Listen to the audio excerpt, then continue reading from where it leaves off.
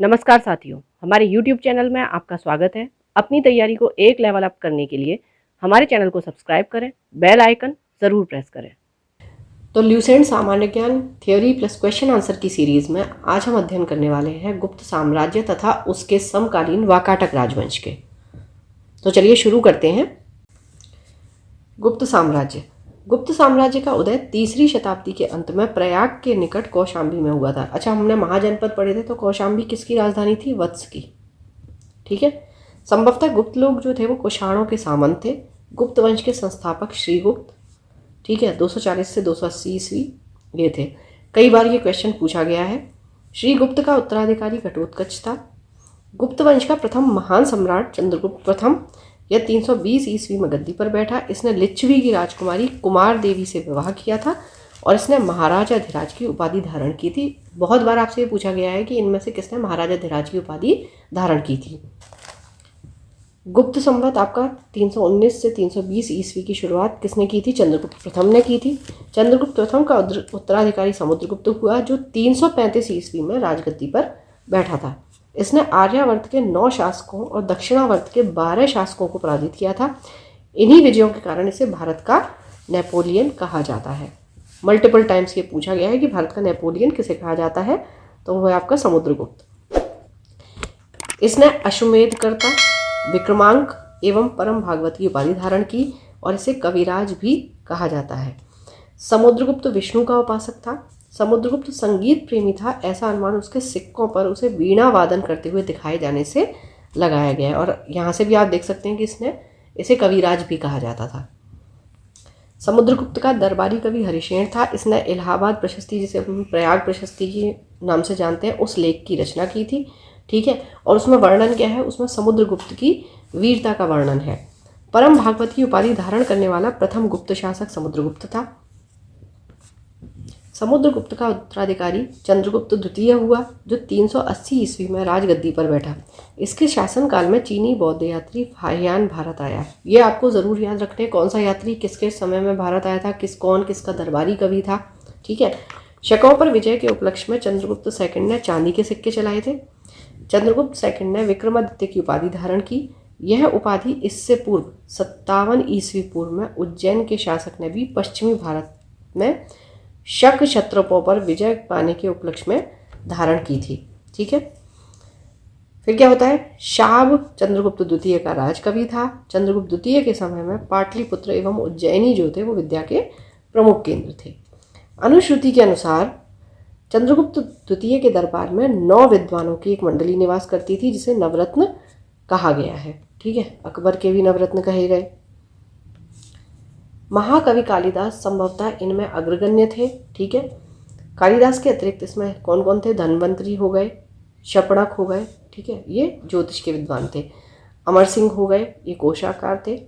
शंकु वास्तुकार यानी कि आर्किटेक्चर। बेताल भट्ट हो गए, घटकरपर हो गए, वराह मिहिर हो गए, ये खगोल विज्ञानी एवं वररुचि जैसे विद्वान इसमें शामिल थे। ठीक है। चंद्रगुप्त सेकंड का सांध्य विग्रहिक सचिव वीरसेन शैव मतावलंबी था। ठीक है। इसने शिव की पूजा के लिए उदयगिरी पहाड़ी पर एक गुफा का निर्माण करवाया। वीरसेन व्याकरण, न्याय मीमांसा एवं शब्द का प्रकांड पंडित था और एक ये कवि भी था। तो ये सब आपको पता होना चाहिए कि कौन किसके दरबार में था। चंद्रगुप्त द्वितीय का उत्तराधिकारी था कुमारगुप्त वन, या इसको गोविंद गुप्त के नाम से भी जाना जाता था। नालंदा विश्वविद्यालय की स्थापना कुमारगुप्त ने की थी। कई बार आपसे पूछा गया है। कुमारगुप्त प्रथम का उत्तराधिकारी स्कंदगुप्त हुआ। स्कंदगुप्त ने गिरनार पर्वत पर स्थित सुदर्शन झील का पुनरुद्धार कराया था। स्कंदगुप्त ने पर्णदत्त को सौराष्ट्र का गवर्नर नियुक्त किया। स्कंदगुप्त के शासनकाल में ही हूणों का आक्रमण शुरू हो गया। अंतिम गुप्त शासक आपका विष्णुगुप्त था। ठीक है। अब गुप्त साम्राज्य की अगर प्रादेशिक इकाई की बात करेंगे तो देखिए ये देश थी। ठीक है। यानी उस समय पर जो प्रदेश था उसको देश कहा जाता था। इसका शासक जो हो गया उसको गोपना कहा गया। एक दूसरी प्रादेशिक इकाई भूक्ति या प्रांत थी, जिसके शासक को उपरिक कहा जाता था। भूक्ति के नीचे विषय या जिला नामक प्रशासनिक इकाई होती थी, जिसके प्रमुख विषयपति कहलाते थे। ठीक है। तो अब क्या हो गया? देश हो गई, दूसरी आपकी इकाई हो गई भूक्ति, ठीक है। भूक्ति के नीचे हो गए आपके जिला, ठीक है। अब जिला का हो गया आपका विषयपति, ठीक है। और भूक्ति जो हो गया उसका हो गया आपका उपरिक, ठीक है। पुलिस विभाग के साधारण कर्मचारियों को चाट एवं भाट कहा जाता था, ठीक है। पुलिस विभाग का मुख्य अधिकारी जो होता था उसे हम दंडपाशिक कहते थे। प्रशासन की सबसे छोटी इकाई ग्राम थी, ठीक है। ग्राम का प्रशासन ग्राम सभा द्वारा संचालित होता था। ग्राम सभा का मुखिया ग्रामीण कहलाता था एवं अन्य सदस्य महत्तर कहलाते थे। अच्छा, यहीं अगर देखिए थोड़ा सा पीछे जाएं और अगर हम वैदिक काल की बात करें तो वैदिक काल में सबसे छोटी इकाई क्या थी? कुल। कुल यानी कि कुटुंब होता था, फिर ग्राम होता था आपका, फिर होता था विश्व, फिर आपका जन और फिर राष्ट्र, ठीक है। बीच बीच में थोड़ा सा रिवाइज करना ज़रूरी है। ग्राम समूहों की छोटी इकाई को पेट कहा जाता था, ठीक है। तो यानी कि जहाँ पर जो भी गांव होते थे उनके जो ग्रुप्स होते थे उनकी छोटी इकाई जो होती थी उसको पेट कहते थे। अच्छा, अगर साउथ इंडिया की तरफ जाएं तो चेन्नई की भी मैं भी अगर बात करूं तो वहाँ पर अभी भी जैसे साहूकार पेट इस तरीके से नाम है जो व्यावसायिक इकाई के रूप में काम करते हैं। चलिए, गुप्त शासक कुमार गुप्त के दामोदरपुर ताम्रपत्र, ठीक है, ताम्रपत्र यानी कि जो तांबे का पत्र होता है, उसमें भूमि बिक्री संबंधी अधिकारियों के क्रियाकलापों का उल्लेख है, ठीक है। भू राजस्व कुल उत्पादन का 1/4 भाग से 1/6 भाग हुआ करता था, ठीक है। अभी हमने संगम की जब बात करी थी उसमें 1/6 भाग था, ठीक है। गुप्त काल में बलात् श्रम जिसको विष्टि कहा जाता था राज्य के लिए आय का एक स्रोत माना जाता था। बलात् श्रम यानी कि जबरदस्ती किसी से काम करवाना। इसे जनता द्वारा दिया जाने वाला कर भी माना जाता था कि यानी आप जनता से काम करवा रहे हो तो इसका मतलब ये है कि ये जनता टैक्स के रूप में आपको दे रही है। आर्थिक उपयोगिता के आधार पर निम्न प्रकार की भूमि हुआ करती थी। अब कैसी कैसी होती थी देखिए। क्षेत्र जो था वो कृषि करने योग्य भूमि, वास्तु वास करने योग्य भूमि यानी रहने के समय से, चारागाह पशुओं के चारे के लिए होती थी, सिल ऐसी भूमि जो जोतने योग्य नहीं होती थी जिसको हम बंजर भी कह सकते हैं, ठीक है।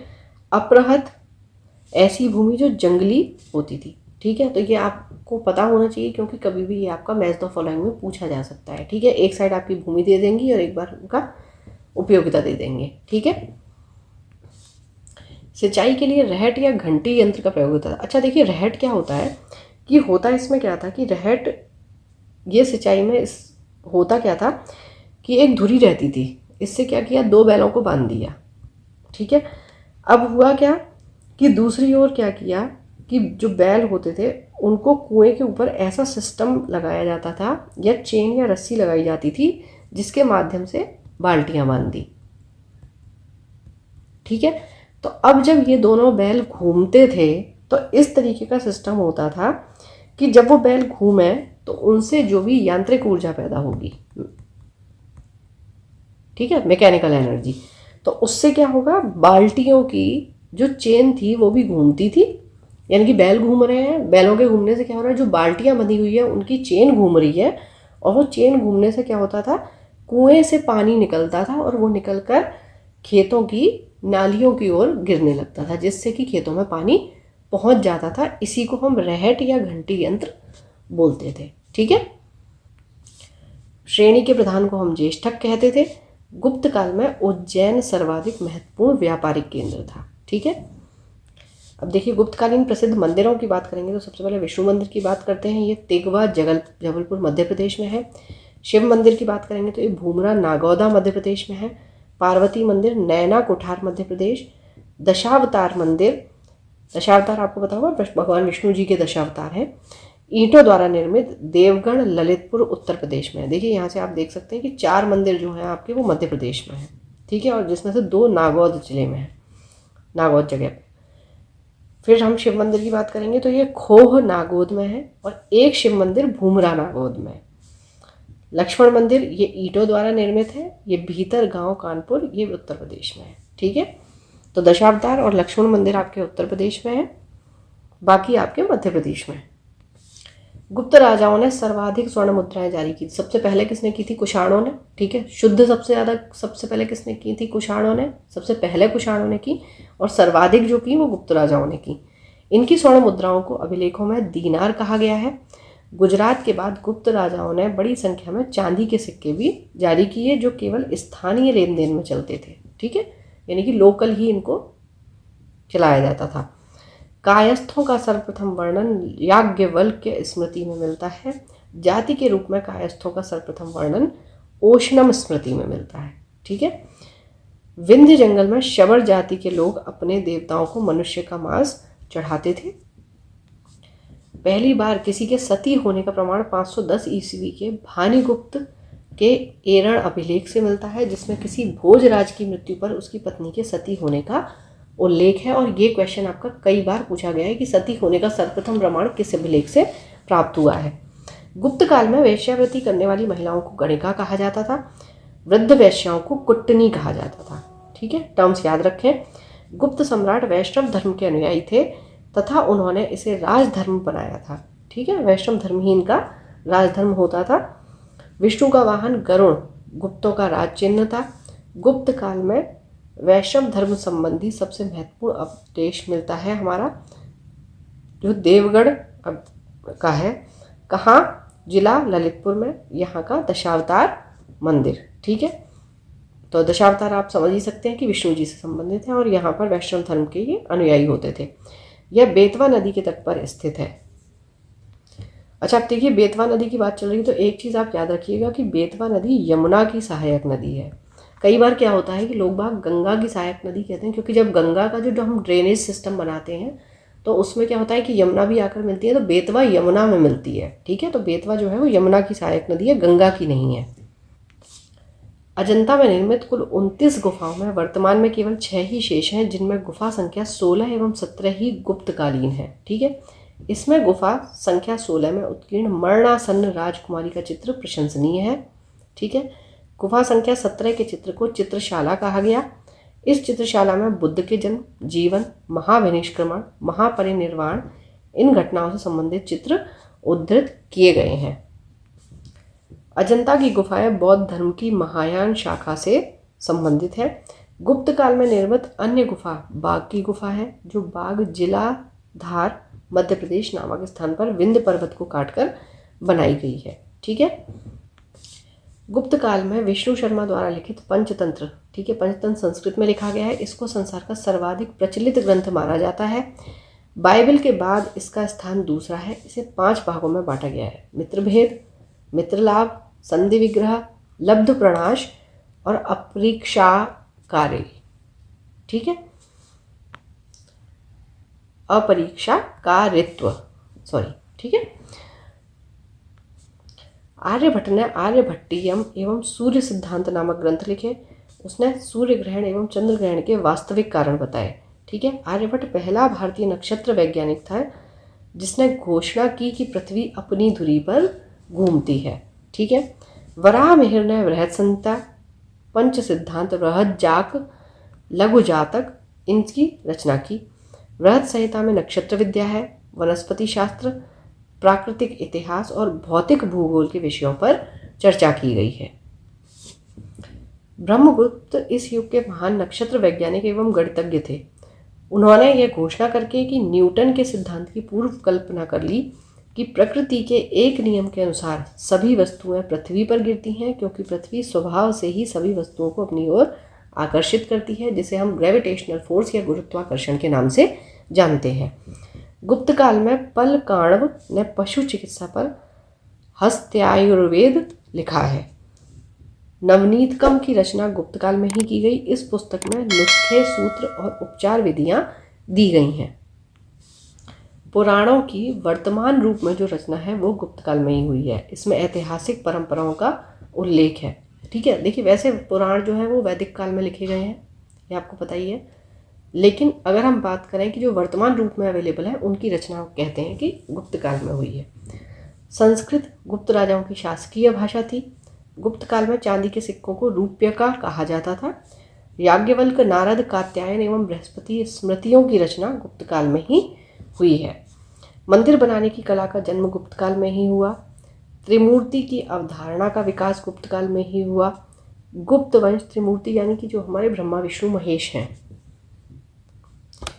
गुप्त वंश के शासकों ने मंदिरों एवं ब्राह्मणों को सबसे अधिक ग्राम अनुदान में दिए थे। ठीक है।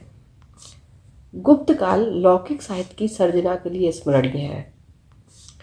ठीक है, तो देखिए इसका मतलब क्या है, लौकिक साहित्य की सर्जना, इसका मतलब क्रिएशन। ठीक है, अगर क्रिएशन की बात करें लौकिक साहित्य की तो वो गुप्त काल में ही हुआ। अब लौकिक साहित्य से क्या मतलब है, लौकिक साहित्य यानी कि जिसमें आप ऐतिहासिक या फिर जो आपका समकालीन साहित्य हो उनका वर्णन किया जाए। ठीक है।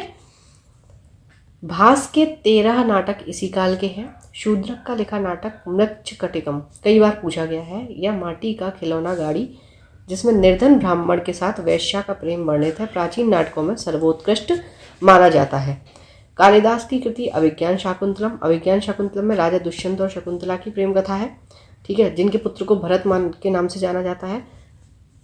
द्वितीय भारतीय रचना है जिसका अनुवाद यूरोपीय भाषाओं में हुआ है। ऐसी प्रथम रचना है भगवद गीता।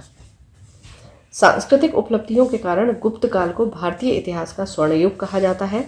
नगरों का क्रमिक पतन गुप्त काल की महत्वपूर्ण विशेषता रही। चलिए, तो अब देखिए वाकाटक राजवंश की बात करेंगे तो आप देखेंगे कि ये गुप्त काल के समकालीन रहा। वाकाटक राजवंश की स्थापना 255 ईस्वी के लगभग विंध्य शक्ति नामक व्यक्ति ने की थी। इसके पूर्वज सातवाहनों के अधीन बराबर के स्थानीय शासक थे, बरार यानी कि विदर्भ। विंध्य शक्ति के पश्चात उसका पुत्र प्रवरसेन प्रथम ये शासक बना। वाकाटक वंश का वह अकेला ऐसा शासक था जिसने सम्राट की उपाधि धारण की थी। पुराणों से पता चलता है कि इसने 4 अश्वमेध यज्ञ किए थे। प्रवरसेन के पश्चात वाकाटक साम्राज्य 2 शाखाओं में विभक्त हो गया, प्रधान शाखा तथा बासीय शाखा, जिसको हम वरस गुल्म के नाम से भी जानते हैं। दोनों शाखाओं ने समानांतर रूप से शासन किया, यानी दोनों शाखाएं एक साथ चल रही थी। प्रधान शाखा के प्रमुख राजा रुद्रसेन प्रथम, प्रभावती गुप्ता का संरक्षण काल, प्रवरसेन द्वितीय, नरेंद्र सेन, पृथ्वी सेन द्वितीय आदि हुए। ठीक है। गुप्त शासक चंद्रगुप्त द्वितीय ने अपनी पुत्री प्रभावती का विवाह वाकाटक नरेश रुद्रसेन द्वितीय से किया था। देखिए इससे भी आपको पता चल रहा होगा ये समकालीन रहे।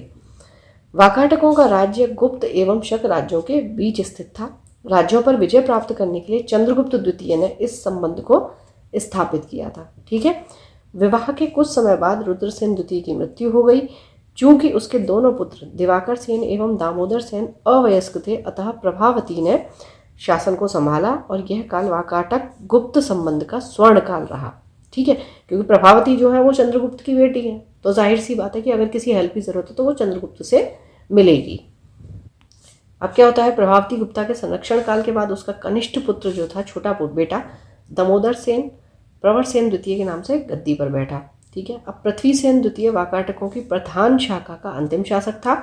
उसके बाद उसका राज्य वासीम शाखा के हरिशेन के हाथों में चला गया। ठीक है। अब वासीम शाखा की बात कर लेते हैं। वाकाटक वंश की इस शाखा की स्थापना हुई 330 ईस्वी में। सम्राट प्रवरसेन के छोटे पुत्र सर्वसेन ने की थी। ठीक है। उसने क्या किया, वत्सगुल्म नामक स्थान पर एक स्वतंत्र राज्य की स्थापना की, और ये कहाँ पर है, आपके महाराष्ट्र के अकोला जिले में। ठीक है, आधुनिक वसीम में स्थित है। अब वासीम शाखा के प्रमुख राजाओं की बात करेंगे तो ये सर्वसेन थे, विंध्य शक्ति द्वितीय, प्रवरसेन द्वितीय, और फिर प्रवरसेन के बाद हरिशेन। हरिशेन वासीम शाखा का सर्वाधिक शक्तिशाली शासक था। यह वाकाटक वंश का अंतिम ज्ञात शासक है। ठीक है, यानी इसके बारे में हमें अंतिम जानकारी मिलती है। वाकाटक वंश के राजा प्रवरसेन द्वितीय ने मराठी प्राकृत काव्य सेतुबंध की रचना की। सर्वसेन ने हरिविजय नामक प्राकृत काव्य ग्रंथ लिखा। संस्कृत की वैदर्भी शैली का पूर्ण विकास वाकाटक नरेशों के दरबार में हुआ था। तो यानी वैदर्भी शैली किस भाषा से संबंधित है, संस्कृत से। ठीक है। कुछ विद्वानों का मत है कि चंद्रगुप्त द्वितीय के राजकवि कालिदास कुछ समय तक प्रवरसेन द्वितीय की राजसभा में रहे। वहां उन्होंने उसके सेतुबंध का संशोधन किया तथा वैदर्भी शैली में अपना काव्य मेघदूत की रचना की। वाकाटक नरेश ब्राह्मण धर्मावलंबी थे। वे शिव और विष्णु के उपासक थे। ठीक है, जैसे आपने अभी गुप्त में देखा था कि वो विष्णु के उपासक थे। वाकाटक नरेश पृथ्वी सेन द्वितीय के समान व्याघ्रदेव ने नचना के मंदिर का निर्माण कराया। ठीक है। अजंता का 16वां तथा 17वां गुहा विहार और 19वें गुहा चैत्य का निर्माण वाकाटकों के शासनकाल में हुआ था। तो यहाँ हमारा गुप्त साम्राज्य और वाकाटक वंश समाप्त होता है। इसके बाद हम गुप्तोत्तर काल की बात करेंगे नेक्स्ट वीडियो में, और अभी हम कवर करेंगे इससे रिलेटेड क्वेश्चन आंसर्स। गुप्त वंश का संस्थापक कौन था? श्रीगुप्त। गुप्त किसके सामंत थे? कुषाणों के। गुप्त वंश के किस शासक ने सर्वप्रथम महाराजाधिराज की उपाधि धारण की थी? चंद्रगुप्त प्रथम ने। अब देखिए अभिलेख है और संबंधित राजा है। प्रयाग प्रशस्ति अभिलेख की बात करेंगे समुद्रगुप्त से। विल्सड अभिलेख स्तंभ लेख की बात करेंगे कुमारगुप्त से संबंधित है। भीतरी अभिलेख स्कंदगुप्त। मंदसौर अभिलेख ये वंदुवर्मन। तो आपका 1 2 3 4 ही इनका सीक्वेंस हो गया। गुप्त शासन के दौरान निम्नलिखित में से कौन सा व्यक्ति था जो एक महान खगोल विज्ञानी और गणितज्ञ था? ये आर्यभट्ट थे। गुप्त शासकों की सरकारी या दरबारी भाषा कौन सी थी? संस्कृत। इतिहासकार V.A. स्मिथ ने किसकी विजयों से प्रभावित होकर उसे भारत का नेपोलियन कहा है? तो ये समुद्रगुप्त को कहा गया है। और किसने कहा है ये भी आपको ध्यान रखना है, V.A. स्मिथ ने। गुप्त वंश का वह राजा कौन था जिसने हूणों को भारत पर आक्रमण करने से रोका? ये आपका स्कंदगुप्त। गुप्त राजवंश के लिए किसके लिए प्रसिद्ध था? कला एवं स्थापत्य के लिए। आपने देखा मंदिरों का निर्माण भी इसी समय में हुआ। अजंता कलाकृतियाँ किससे संबंधित हैं? ये गुप्त काल से संबंधित है। कुछ विद्वानों के अनुसार कवि कालिदास किसके राजकवि थे? चंद्रगुप्त द्वितीय, या इन्होंने विक्रमादित्य की उपाधि भी ली थी। अजंता चित्रकारी का विषय वस्तु निम्नलिखित में से किससे संबंधित है? बौद्ध धर्म से, और बौद्ध धर्म की भी पूछा जाए तो महायान शाखा। ठीक है। उत्तर गुप्त युग में जो विश्वविद्यालय प्रसिद्ध हुआ था वो है नालंदा। एरण अभिलेख का संबंध किस शासक से है? भानुगुप्त से, और इसमें सती प्रथा का सर्वप्रथम उल्लेख किया गया है। फाहयान किसके शासनकाल में भारत आया? चंद्रगुप्त द्वितीय। भारतीय संस्कृति का स्वर्ण युग किसे कहा जाता है? गुप्त काल को। फाहयान कहाँ का निवासी था? चीन। सेतुबंध का रचनाकार प्रवर सेन द्वितीय किस वंश का शासक था? वाकाटक। किस गुप्तकालीन शासक को कविराज कहा गया? समुद्रगुप्त को। स्कंदगुप्त को किस स्तंभ लेख में शक्रोपम कहा गया है? कहोम स्तंभ लेख में। ठीक है। अच्छा, ये कहोम की बात करेंगे तो ये देखिए उत्तर प्रदेश में है। देवरिया जो आपका शहर है उसके आप आसपास इसे समझ सकते हैं। ठीक है। श्रीलंका के राजा मेघवर्मन ने किस स्थान पर भगवान बुद्ध का मंदिर बनवाने के लिए समुद्रगुप्त से अनुमति मांगी थी? तो देखिए बोध गया में। मंदिर निर्माण कला का जन्म सर्वप्रथम कब हुआ? गुप्त काल में। चंद्रगुप्त द्वितीय ने विक्रमादित्य की उपाधि कब धारण की थी? शकों का उन्मूलन करने के बाद। गुप्त काल के सर्वाधिक लोकप्रिय देवता कौन थे? विष्णु। चंद्रगुप्त द्वितीय ने अपनी किस विजय की खुशी में चांदी के विशेष सिक्के जारी किए थे? तो यही शकों को पराजित करने के बाद तभी इन्होंने विक्रमादित्य की उपाधि भी ली थी। महरौली दिल्ली स्थित लौह स्तंभ का निर्माण किस सदी में हुआ था? ये 4th सदी में हुआ। फाहयान और वेनसांग ने के राज्यों को देखा किस किस के? तो चंद्रगुप्त विक्रमादित्य और हर्षवर्धन। फाहयान ने देखा चंद्रगुप्त विक्रमादित्य, वेनसांग ने हर्षवर्धन। धनवंतरी थे चंद्रगुप्त विक्रमादित्य के राज दरबार के नवरत्न में से एक, जो कि प्रसिद्ध चिकित्सक थे। गुप्तकालीन शासन प्रणाली किस प्रकार की थी? राजतंत्रात्मक थी। ठीक है, राजतंत्र चलता था यहाँ पे। फाहयान द्वारा रचित ग्रंथ फोकुओकी में निम्न में से किसका विवरण नहीं मिलता है? ठीक है, तो बौद्ध राज्यों का है, गौतम बुद्ध के उपदेशों का है, बौद्ध मंदिरों, स्तूपों, विहारों का, बौद्ध धर्म के सिद्धांतों का वर्णन नहीं मिलता है। गुप्त स्थापत्य कला का सर्वोत्कृष्ट मंदिर निम्न में से कौन सा है? देवगढ़ का दशावतार मंदिर। अजंता की गुफाओं में किन गुफाओं का निर्माण गुप्त काल में हुआ है? 16, 17 और 19। अमर कोश के लेखक अमर सिंह किस राजशासक के दरबार से जुड़े हुए थे? चंद्रगुप्त द्वितीय। गुप्त संवत को प्रारंभ करने का श्रेय किसे दिया जाता है? चंद्रगुप्त प्रथम को। चंद्रगुप्त ने गुप्त संवत का प्रारंभ किस उपलक्ष्य में किया था? अपने राज्यारोहण के स्मारक के रूप में। ठीक है, जब उन्हें राज्यारोहण उनका किया गया था। प्रयाग प्रशस्ति अभिलेख का लेखक हरिश्चेन किस शासक का दरबारी कवि था? समुद्रगुप्त, और इसमें समुद्रगुप्त का ही वर्णन किया गया है प्रयाग प्रशस्ति में। गुप्त काल को प्राचीन भारत का क्लासिकल युग क्यों कहा जाता है? क्योंकि इसमें कला व साहित्य के क्षेत्र ने अपने चरमोत्कर्ष पे पहुंचा था। सारनाथ के धमेक स्तूप का निर्माण किस काल में हुआ? गुप्त काल में। गुप्त काल की सोने की मुद्रा को क्या कहा जाता था? दीनार। कुमार संभवम महाकाव्य किस कवि ने लिखा है? कालिदास जी ने। नालंदा विश्वविद्यालय की स्थापना का युग है गुप्त काल। गुप्त युग में भू राजस्व की दर क्या थी? उपज का 6वां भाग। तो देखिए 1/4 से 1/6 हुआ करती थी, ठीक है। अगर आपको दोनों ऑप्शन में दिए हुए हैं तो आप 1/6 ही लगाएंगे। अगर ठीक है आपको कोई भी एक ऑप्ट करना है तो आप 1/6 लगाएंगे, क्योंकि उसमें आप मैक्सिमम लगाएंगे। नगरों का क्रमिक पतन किस काल की महत्वपूर्ण विशेषता थी? गुप्त काल की, अभी बढ़ा था हमने। किस वंश के शासकों ने मंदिरों एवं ब्राह्मणों को सबसे अधिक ग्राम अनुदान में दिए? गुप्त वंश के।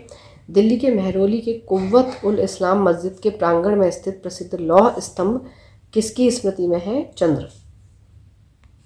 तो ये चंद्र आपके कौन? चंद्रगुप्त द्वितीय। कालिदास द्वारा रचित मालविकाग्निमित्रम नाटक, इसके नायक कौन था? अग्निमित्र। समुद्रगुप्त की सैनिक उपलब्धियों का वर्णन किसके अभिलेख में उपलब्ध है? प्रयाग के। निम्न में से किस काल में स्त्रियों की पुरुषों से बराबरी की जाती थी? गुप्त काल में। कौन सा राजवंश हूणों के आक्रमण से अत्यंत विचलित हुआ? गुप्त। निम्नलिखित में से कौन सा नाटक कालिदास ने नहीं लिखा है? तो देखिए मालविकाग्निमित्रम लिखा है, विक्रमोर्वशीयम लिखा है, अभिज्ञान शाकुंतलम लिखा है, जानकी हरण इन्होंने नहीं लिखा है। तो जानकी हरण किसने लिखा है? कुमारदास। अजंता गुफाओं की सरीखी जैसी गुफाएं मध्य प्रदेश में कहाँ हैं? बाघ की गुफाएं, ठीक है। कहाँ पे है? धार डिस्ट्रिक्ट में है। सरीखी मतलब उसकी जैसी। गुप्त वंश ने किस अवधि में शासन किया? 319 से लेकर 500 ईस्वी तक। बाल विवाह की प्रथा प्रारंभ हुई गुप्त काल में। सोने के सर्वाधिक सिक्के किस काल में जारी किए गए? गुप्त काल में, ठीक है। अभी हमने देख लिया शुद्ध सोने के सिक्के किसके काल में आए थे? कुषाण काल में। देखिए प्रथम अनुवादित ग्रंथ वैसे भगवत गीता होना चाहिए, ठीक है। कई जगह इसका उत्तर अभिज्ञान शाकुंतलम दिया हुआ है। अभिज्ञान शाकुंतलम इस हिसाब से दूसरा ग्रंथ होना चाहिए, ठीक है।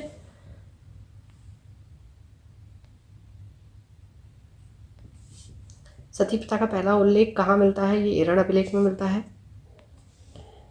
गुप्त वंश के निम्नलिखित शासकों को क्रम से लगाइए। ये हो गया आपका चंद्रगुप्त प्रथम, फिर समुद्रगुप्त, चंद्रगुप्त द्वितीय, कुमारगुप्त और फिर स्कंदगुप्त। तो ये 1 2 3 4 5 ही इसका सीक्वेंस है, ये आंसर हो जाता है। गुप्तकालीन सिक्कों का सबसे बड़ा ढेर कहाँ से प्राप्त हुआ था? बयाना, भरतपुर से। गुप्त काल में उत्तर भारतीय व्यापार निम्न में थे किस एक पत्तन से संचालित होता था? ये ताम्र लिपि से, ठीक है, ताम्र लिपि। गुप्त शासकों द्वारा जारी किए गए चांदी के सिक्के क्या कहलाते थे? रूपक। चलिए, तो विशाख दत्त आपके संबंधित है नाटक से, ठीक है। वराह मिहिर खगोल विज्ञान, चरक आपका चिकित्सा और ब्रह्मगुप्त गणित से। 2 3 1 4 सी। चंद्रगुप्त सेकंड के काल में विद्या, कला एवं साहित्य का महान केंद्र क्या था? उज्जैन। कालिदास की किस कृति की गिनती विश्व की 100 प्रसिद्ध साहित्यिक कृतियों में होती है? अभिज्ञान शाकुंतलम। वर्तमान गणित में दशमलव प्रणाली आविष्कार का श्रेय निम्न में से किस युग को है? ये गुप्त को। निम्न में से कौन सा गुप्त वंश के पतन का कारण नहीं था? तो ये सत्ता के नियंत्रण के लिए आंतरिक कलह जो थी वो नहीं था, केंद्रीय शक्तियों का दुर्बल होना था, हूणों का आक्रमण था, प्रांतीय शासकों का विद्रोह, ये तीनों चीजें थी, ठीक है। निम्नलिखित में से किस गुप्त शासक ने अपने सिक्कों पर अपने को वीणा बजाते हुए आकृति में अंकित करवाया है? यह है समुद्रगुप्त, ठीक है, जिसे कविराज भी कहा गया है। प्रथम भारतीय विद्वान जिसने गणित को एक पृथक विषय के रूप में स्थापित किया? आर्यभट्ट। गुप्तकालीन पुस्तक नवनीतकम का संबंध किससे है? चिकित्सा से। तांबा का सिक्का जारी करने वाला पहला गुप्त शासक था आपका रामगुप्त। चलिए सुमेलित करना है। समुद्रगुप्त प्रयाग प्रशस्ति से संबंधित ही है। चंद्रगुप्त महरौली का लौह स्तंभ लेख अभी हमने देखा था, ठीक है, जिस उसमें देखिएगा आप क्वेश्चन में सिर्फ चंद्र आ गया था, तो चंद्र से आपको चंद्रगुप्त समझ में आ जाना चाहिए। अगर महरौली लौह स्तंभ लेख की बात हो, कहाँ पर है? दिल्ली में है, कुव्वत उल इस्लाम मस्जिद। स्कंदगुप्त भीतरी स्तंभ लेख, बुद्धगुप्त पहाड़पुर ताम्रपत्र, ठीक है। तो आपका 1 2 3 4, ठीक है। चलिए नेक्स्ट है आपके मुद्रा के प्रकार और शासक। कुमार देवी, चंद्रगुप्त वन, वीणावादन समुद्रगुप्त, चक्र विक्रम प्रकार चंद्रगुप्त द्वितीय और कार्तिकेय प्रकार कुमारगुप्त, ठीक है। अब शासक और उनकी उपाधियां देख लेते हैं। देखिए महाराजा धिराज की सबसे पहले चंद्रगुप्त ने ली थी उपाधि, ठीक है। कब? जब उनका राज्यारोहण हुआ था। फिर समुद्रगुप्त की अश्वमेध पराक्रम हो गई। चंद्रगुप्त द्वितीय परम भागवत, स्कंदगुप्त शक्रूपम। शासक और उनकी पत्नियां, चंद्रगुप्त वन की बात करेंगे, कुमार देवी लिच्छवी की, रामगुप्त ध्रुव देवी, समुद्रगुप्त दत्ता देवी और रुद्रसेन सेकंड प्रभावती गुप्त, ठीक है। किस गुप्त शासक ने दक्षिणापथ में स्थित 12 राज्यों पर धर्म विजय प्राप्त की थी? यह है समुद्रगुप्त। सर्व राजोच्चेकता, सभी राजाओं को उखाड़ फेंकने वाला की उपाधि किसने धारण की? समुद्रगुप्त ने। किसने अंतिम शक शासक रुद्रसिंह तृतीय को पराजित कर उसकी हत्या कर शकों का अंतिम रूप से उन्मूलन किया था? ये चंद्रगुप्त द्वितीय ने। चलिए नेक्स्ट है आपके रचनाकार और उनकी रचनाएं। आर्यभट्ट की आर्यभट्टीय हो गई, धन्वंतरि की नवनीतकम हो गई, ब्रह्मगुप्त की ब्रह्म सिद्धांत हो गई और वराह मिहिर की हो गई पंच सिद्धांतक। ठीक है, तो ये आपका 1 2 3 4 ही सीक्वेंस रहेगा। सुदर्शन झील, जिसका निर्माण चंद्रगुप्त मौर्य के सौराष्ट्र प्रांत के गवर्नर पुष्यगुप्त ने करवाया था। ठीक है, इसकी मरम्मत पहली बार शक शासक रुद्रदामन ने करवाई। दूसरी बार इसकी मरम्मत किस गुप्त शासक ने करवाई थी? तो देखिए वो था स्कंदगुप्त। ठीक है, स्कंदगुप्त ने किसके द्वारा करवाई थी? इसने कहा चक्रपालित से। ठीक है, चलिए प्रशासकीय विभाजन हो गया, सूची हो गई। तो देखिए भुक्ति जो था, भुक्ति का जो प्रशासक था वो उपरिक कहते थे, विषय का विषयपति, नगर का नगरपति और ग्राम का ग्रामिक। तो इसका 1 2 3 4 होना चाहिए, ये ए आंसर आपका हो जाएगा। नेक्स्ट बताना है कौन सा सुमेलित नहीं है। बहुत आते हैं आपके इस तरीके के क्वेश्चन। महासंधि विग्रहिक, युद्ध व शांति का मंत्री, बिल्कुल सही है। महादंडनायक, सेना का सर्वोच्च अधिकारी। विनय स्थिति स्थापित, धार्मिक मामलों का प्रमुख अधिकारी। महाअश्वपति, देखिए ये सुमेलित नहीं है, गज सेना का नहीं, ये अश्व सेना का अध्यक्ष हो गया। नेक्स्ट है आपका देखिए भूमियाँ और उनके आर्थिक उपयोग जो होते थे। क्षेत्र भूमि आपकी कृषि योग्य भूमि, वास्तु भूमि यानी कि निवास योग्य, अपृहत भूमि जंगली भूमि और खिल भूमि यानी कि जो कृषि के लिए अनुपयुक्त भूमि हो। ठीक है, और एक आपकी चरागाह और होती थी जो पशुओं के चारा योग्य होती थी। चलिए इसमें देखिए कौन सा सही सुमेलित नहीं है। तो पहला ही नहीं है, प्रयाग प्रशस्ति के हरिशेण है। ठीक है, किरात अर्जुनियम भारवी, दशकुमार चरित दंडिन, नच्चकटिकम शूद्रक, ये बिल्कुल ठीक है। अब देख लेते हैं कौन सही सुमेलित नहीं है। वाग्भट अष्टांग हृदय, कामंदक नीतिसार, विशाखदत्त मुद्रा राक्षस, भर्तहरि मेघदूतम। देखिए मेघदूतम जो है वो कालिदास। और देखिए भर्तहरि की रचना की बात करेंगे तो इन्होंने शत्रकतय नामक रचना की थी। चलिए मेहर कुल का संबंध था ये हूण से, ये हूण शासक था। और ये कौन था? भारत तोरामन था। तोरामन भारत में हूणों का संस्थापक है। ठीक है, और ये था तोरामन का पुत्र। ठीक है, कन्नौज को सर्वप्रथम महत्ता प्रदान करने वाले थे मौखरी। गुप्त राजा जिसने विक्रमादित्य की पदवी ग्रहण की थी चंद्रगुप्त द्वितीय। कुतुब मीनार के निकट लौह स्तंभ वैज्ञानिकों का ध्यान क्यों खींच रहा है? उसकी जंग रोधकता के कारण। जंग रोधकता का मतलब है वो रस्ट फ्री है, यानी उस पर जंग नहीं लगती है। प्राचीन काल में गुप्त काल से संबंधित गुफा चित्रांकन केवल 2 उदाहरण उपलब्ध हैं। इनमें से एक अजंता की गुफाओं में किया गया है और दूसरा अवशिष्ट उदाहरण कहाँ है? बाकी गुफाएं कहाँ पर? धार मध्य प्रदेश में। पुंड्रवर्धन भुक्ति प्रांत अवस्थित है उत्तर बंगाल में। परम भागवत की उपाधि धारण करने वाला प्रथम गुप्त शासक था समुद्रगुप्त। इसी प्रकार अपनी तैयारी को एक लेवल अप करने के लिए हमारे चैनल को सब्सक्राइब करें, बेल आइकन ज़रूर प्रेस करें जिससे कि आगे के नोटिफिकेशंस आपको मिलते रहें। Thank you for watching, keep learning, stay with me.